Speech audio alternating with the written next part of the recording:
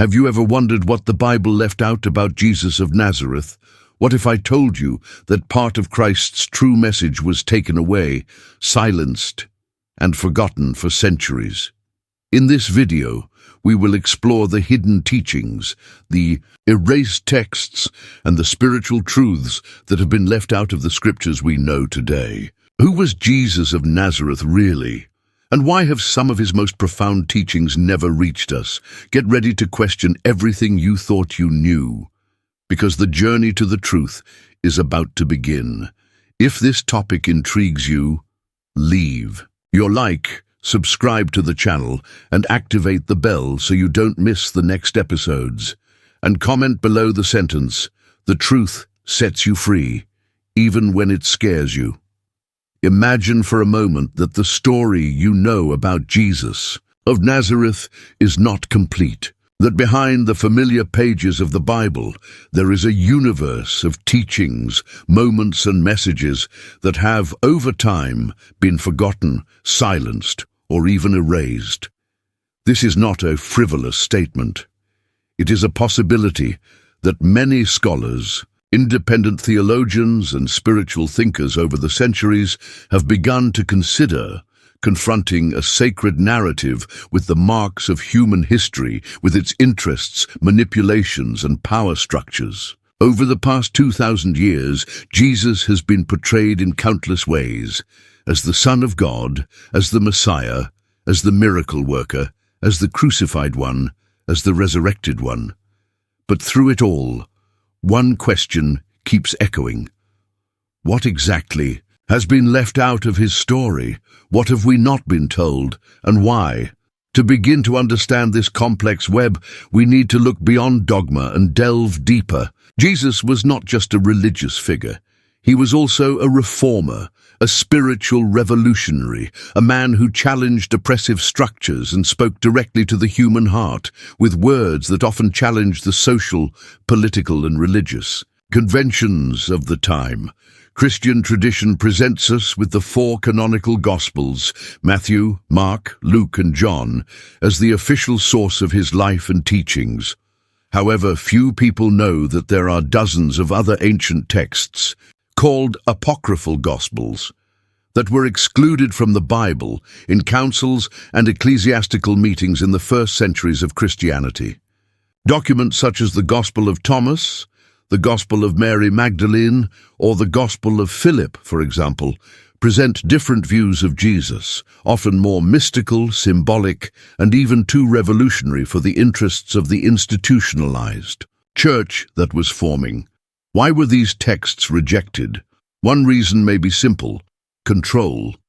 To control the narrative is to control faith, and to control faith is to control the people. When a religious institution centralizes access to spiritual truth, it not only determines what is sacred, but also defines who is authorized to touch the sacred. Jesus' teachings about the kingdom of God within each person, about a direct connection with the Father without the mediation of temples, priests, or sacrifices, were potentially dangerous for a structure that was being built in his name. But with an eye much more focused on power than on love, it is at this point that we begin to see the outline of what has been left out. Many of these secrets are not secrets in the esoteric or occult sense, but rather truths too uncomfortable to remain at the center of worship. For example, there is evidence that Jesus taught about reincarnation, the sacred feminine, self-knowledge as the key to salvation, the illusion of the ego, and the transcendence of suffering through consciousness. These are themes that resonate today in Eastern traditions, but have been systematically suppressed in Western Christianity. Jesus, as portrayed in many of these non-canonical Gospels, was not just a miracle worker or a prophet who gave speeches on mountains. He was a teacher of the conscience, a guide of the soul, a messenger of inner freedom. And that changes everything. Because by making the spiritual journey something intimate, direct, and experiential, he took the power out of the hands of religious institutions and gave it back to the human being.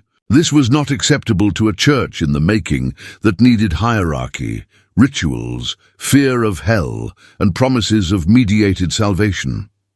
In addition, there is the role of Mary Magdalene, often portrayed in traditional texts as a redeemed sinner, but who, in the apocryphal Gospels, appears as a close disciple, perhaps the closest of Jesus.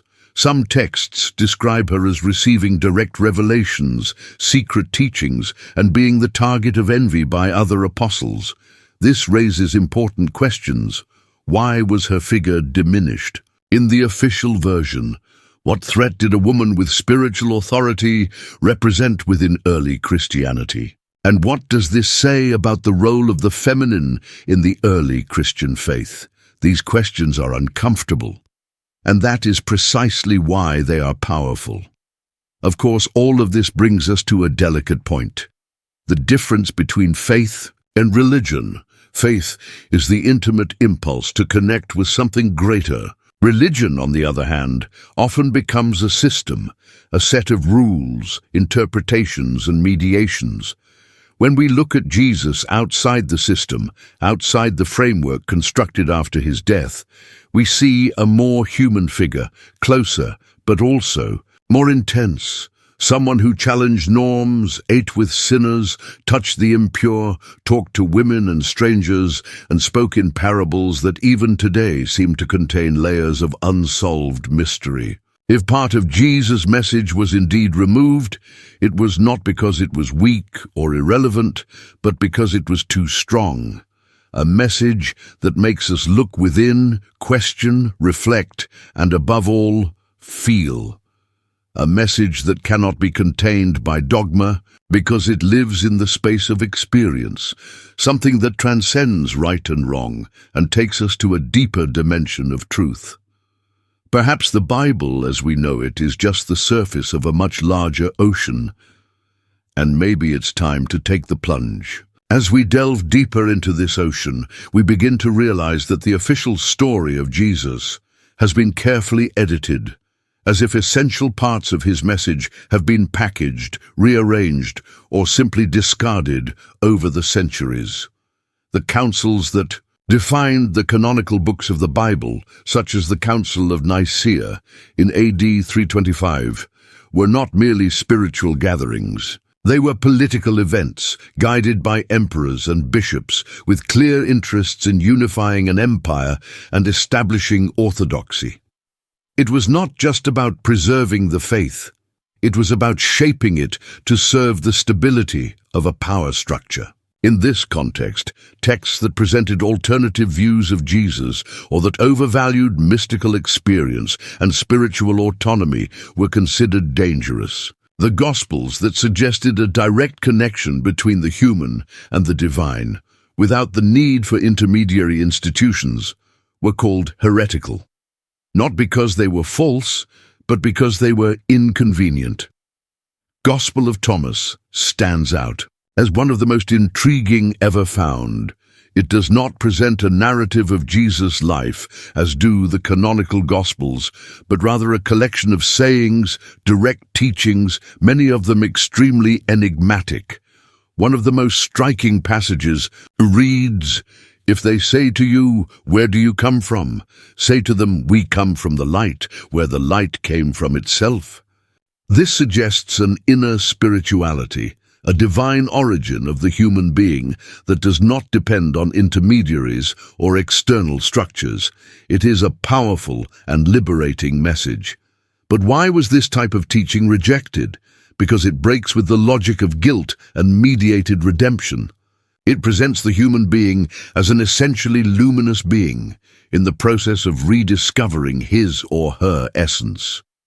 This weakens the logic of original sin, the fall, and the need for external salvation. Instead, it invites us to awaken, to remember who we are. This call to conscience, to inner light, is repeated in other rejected Gospels. The Gospel of Mary Magdalene, for example, shows a Jesus who entrusts her with secret teachings after his resurrection. Mary then shares them with the other disciples, who initially reject her, especially Peter, who expresses jealousy and disbelief that Jesus would entrust something so sacred to a woman. This conflict reveals more than a personal tension. It exposes a symbolic struggle between two models of spirituality, one more institutional, masculine and hierarchical, and the other more intuitive, direct, mystical and feminine. What this text subtly proposes is that Mary was not just a follower, she was a teacher, a legitimate bearer of Jesus' wisdom, and that completely changes the narrative. Because if we accept that Mary was his closest disciple, then we need to reevaluate everything we've been told about the role of women in the history of Christianity, and about how Jesus' true message was received, understood, and subsequently distorted. The patriarchal tradition that was consolidated in the church could not allow this, and it did not allow it. But fragments of these texts persisted, buried, forgotten, hidden, until they were rediscovered centuries later, as in the case of the Nagpur manuscripts, Hammadi, found in Egypt in 1945. These documents were sealed, preserved in clay jars, as if someone knew they would need to be saved for a future time, and perhaps that time is now. What these texts reveal, more than new information about Jesus, is another way of seeing faith, a faith that is not blind but experiential, that does not demand submission but presence, that does not blame but awakens. And that is precisely why these ideas continue to be so transformative and so dangerous. Jesus spoke about the kingdom of God as something present within us, not as a distant afterlife place, but as a reality accessible through self-knowledge and the practice of love. This message, when interpreted literally, makes spirituality something intimate, accessible, alive, and this goes against any system that needs control. The truth is that the closer we get to what Jesus actually said, or may have said, the further we move away from the institutionalized figure built in his name. And perhaps this is one of the greatest paradoxes in religious history, that the founder himself would have been excluded from his own doctrine if he were to walk among us again today.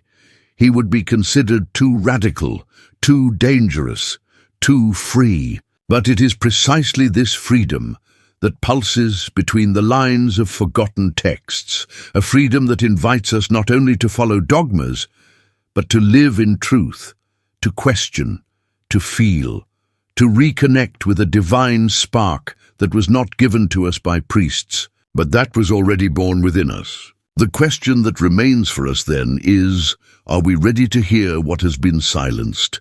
If this video made sense to you, leave a like, subscribe to the channel, and activate the bell. And if you stayed this far, comment on a word or phrase that represents what this content awakened in you. It could be awakening, light, or whatever touches your heart.